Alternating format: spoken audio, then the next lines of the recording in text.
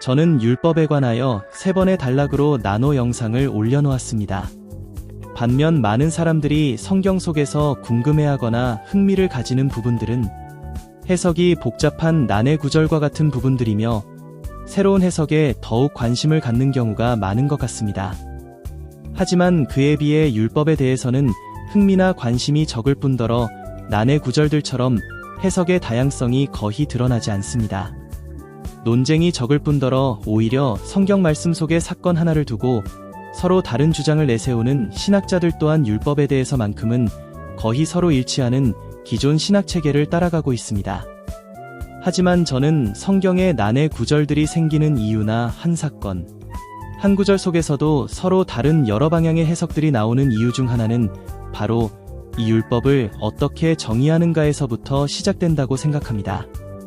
율법에 대한 이해는 성경 해석의 첫 단추와 같으며 이 첫 단추가 어떻게 끼워지느냐에 따라 이후 성경 전체의 해석 방향이 달라진다고 봅니다. 처음에 작은 차이는 시간이 지나고 여러 사건과 구절들을 맞이하면서 점점 커다란 방향으로 갈라지게 됩니다. 그러나 많은 신학자들은 이러한 갈등 속에서 기존의 신학 체계로 굳어져 온 율법을 재정립하지 않은 채 자신들의 해석에 뒷받침이 되는 구절들을 찾아와 각자의 주장을 더욱 강하게 밀어붙입니다. 전통 해석들은 물론 존중받아야 하는 부분들도 있습니다. 하지만 전통 해석들이 세워지던 시대에는 성경책이 지금처럼 보급되지 않았을 뿐더러 그 가치가 매우 귀했습니다. 이러한 시기에 소수의 신학자들이 만든 성경의 틀은 전통 해석이라는 권위를 가지고 이어져 왔습니다. 전통 해석이 지내온 오랜 시간은 그만큼 많은 검증을 거쳤다는 증거가 아니라 많은 사람들이 성경을 볼 수 없던 시대에 오랜 시간 그 하나가 권위를 만들어준 부분들 또한 분명 존재합니다. 오랜 시간은 전통이라는 명분을 얻게 되고 그 명분은 권위를 가지며 그 권위는 의심할 수 없는 영역이 된 것이라고 저는 생각합니다. 그 권위에 다른 관점의 시선으로 들여다보려는 시도 자체가 이단으로 낙인될 위험이 발생하지만 저는 이 첫 단추들을 다시 재정립하지 않으면 여러 해석들은 계속 등장할 것이며 그 해석의 무게는 성도들의 삶의 무게로 고스란히 무겁게 지어진다고 생각합니다. 그래서 저는 전통 해석이 정리한 율법 체계를 다시 정리하였고 그에 관한 설명을 영상으로 올려두었습니다. 그럼에도 그 중요성을 강조하기 위해 다시 율법을 더 설명하려 합니다. 전통 해석이 구분해 놓은 율법은 크게 도덕법, 시민법, 의식법으로 나뉩니다. 먼저 도덕법은 10계명을 중심으로 한 도덕적 기준을 의미하며 시민법은 사람과 사람 사이의 관계 속에서 발생하는 배상과 사회 질서를 다루는 법을 의미합니다.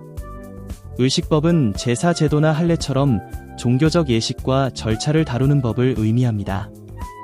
오늘날 신학자들이 성경을 해석할 때 율법은 바로 이 구조를 기준으로 삼아 설명합니다. 이에 반해 저는 율법의 기준을 율례와 법도와 규례로 나누어 성경을 해석합니다. 율례와 법도와 규례는 성경 속에서 분명 구분되어 여러 번 등장하지만 사실 전통 해석의 도덕법과 시민법, 의식법은 성경에 등장하지 않으며 이는 후대의 신학적 분류체계입니다. 물론 성경에 등장하지 않는 단어나 표현들을 가져와 이해를 돕기 위해 설명하고 분류체계를 나누는 것은 매우 정직한 태도라고 생각합니다. 다만 성경 속에 분명 구분된 기준을 외면한 채 새로운 분류체계만을 만드는 행위나 그 분류의 근원의 기준이 어디냐에 따라서는 비판받을 수 있다고 생각합니다.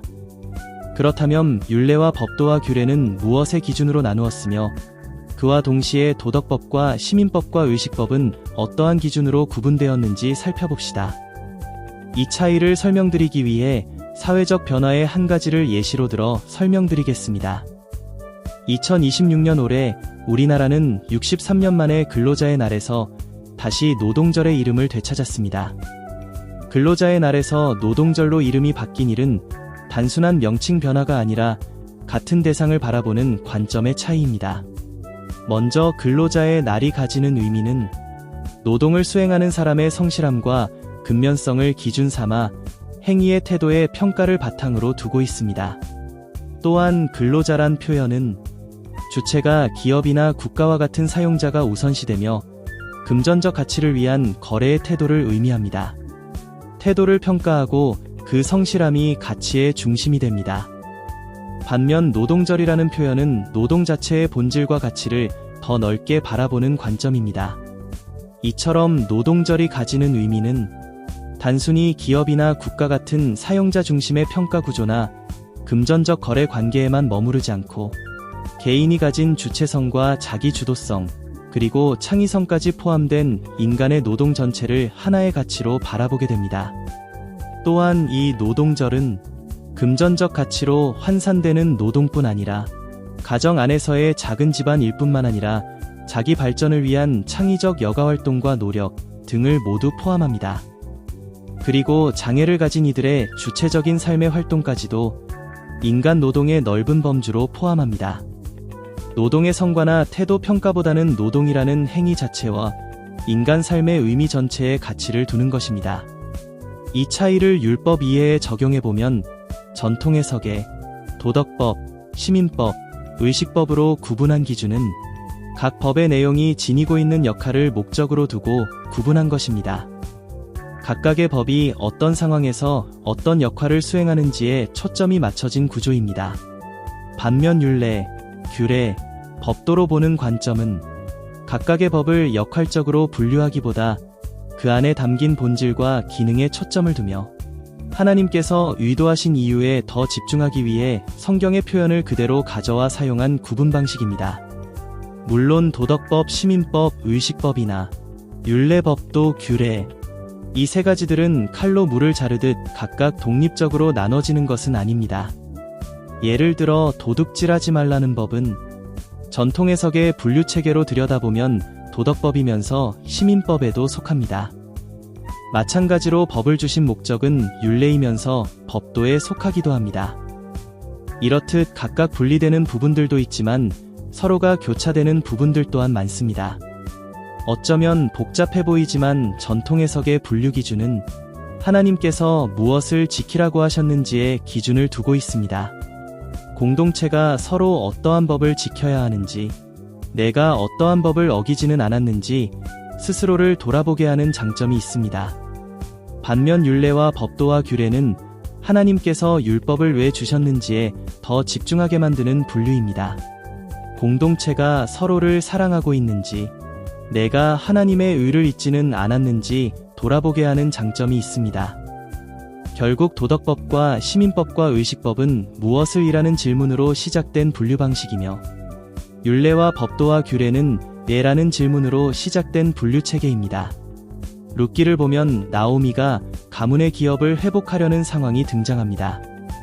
이때 보아스는 자신보다 먼저 기업을 물을 권리가 있는 사람을 찾아가 그에게 먼저 선택할 기회를 줍니다. 그 사람은 처음에는 나오미의 기업을 물겠다고 말합니다.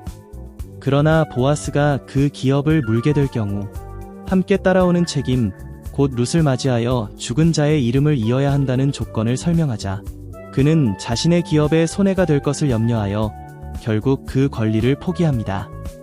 이 과정을 거친 후에 비로소 보아스에게 기업 물을 순서가 돌아오게 되고 보아스는 그 기업을 정당하게 물으며 그 책임까지 함께 감당하게 됩니다.